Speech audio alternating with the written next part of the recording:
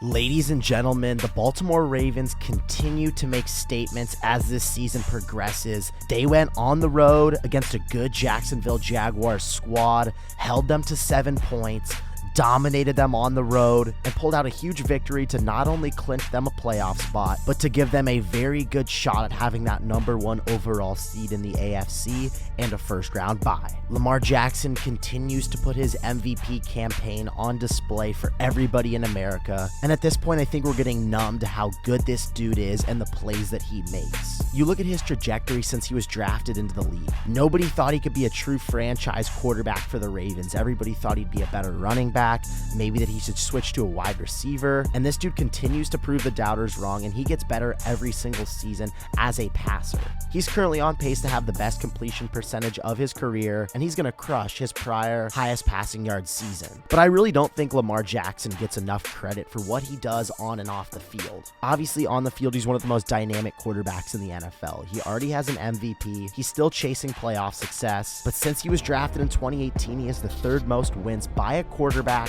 and that doesn't include the 9 he's missed. And you look at some of the receivers he's been playing with the last few seasons, no disrespect to these guys, but the Ravens have really never done a great job up until this season of giving Lamar a true #1 wide receiver. I was so happy that they drafted Zay Flowers. This dude has panned out and is looking like an absolute beast. They signed Odell Beckham Jr., still is a great route runner. He's been looking more confident and more like his old self with every game we watch him play. And now obviously Lamar Jackson's favorite weapon, Mark Andrews, went down for the season. But this kid they have behind him, Isaiah Likely, is an absolute stud, and he's been filling in great for his role. We all know how much Lamar loves throwing to his tight ends, and Likely's been feasting. But I just marvel at Lamar off the field as well. He never lashes out at the referees on the sideline like we saw somebody do a few weeks ago. He never yells at his teammates during the game. He never complains in post-game press conferences. The Ravens have been one of the most injured teams the past few seasons, and he's never complained about that. Lamar is such a great teammate. He never gets in trouble off the field, and he's such a great face for the Ravens, and I truly don't believe he gets enough credit for it. He's always been so disrespected throughout his entire career, and people have come numb to it and expected at this point. But I also have to give big time props to this Ravens defense. One of the Ravens' first round draft picks last year, Kyle Hamilton, has blossomed into an absolute superstar for this secondary. A lot of people criticized the move to trade for Roquan Smith last year. He's been absolutely amazing for this defense. And just speaking as a whole unit, the Ravens are giving up the second fewest yards per game, the 7th fewest passing yards per game, and the fewest points per game. This Ravens defense and Mike McDonald are doing a phenomenal job, and it's one of the reasons why they're so feared in the NFL and at the top of the AFC.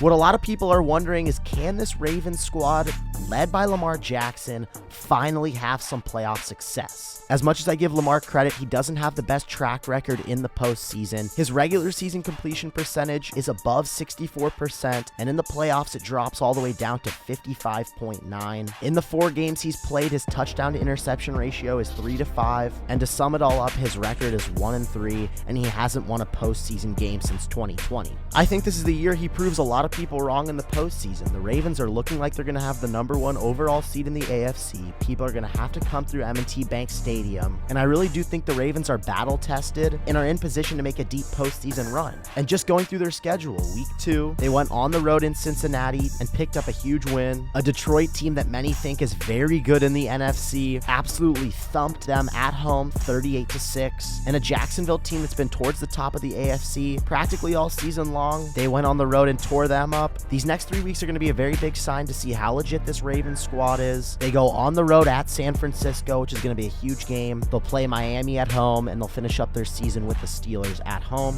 Just looking at the AFC, it's so wide open right now. The Chiefs are having big-time problems on the offensive side of the ball. Cleveland doesn't have Deshaun Watson.